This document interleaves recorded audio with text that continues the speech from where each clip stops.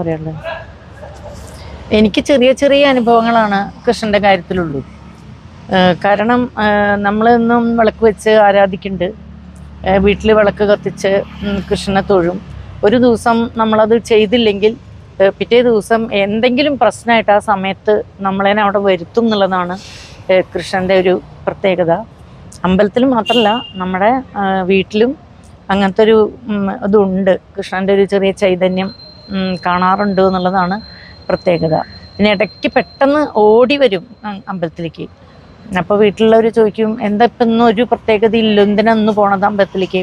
അപ്പം ഞാൻ പറഞ്ഞു, അയ്യോ പോയേ പറ്റുന്ന എന്തായാലും പോകാൻ പറഞ്ഞ് ഞാൻ അവരോട് പറയാണ്ടാണ് പോരുക ചില ദിവസം. പക്ഷെ ഇവിടെ വന്ന് തൊഴുതു കഴിഞ്ഞാൽ ഇതൊരു സമാധാനമാണ്. അങ്ങനെയുള്ള ഒരുപാട് അനുഭവങ്ങളാണ് ഇനിയും ഉണ്ട്. അത് നമ്മൾ ഓർമ്മയിൽ നിന്ന് ചികിത്സ എനിക്ക് എടുക്കേണ്ട കുറേ കാര്യങ്ങളുണ്ട്.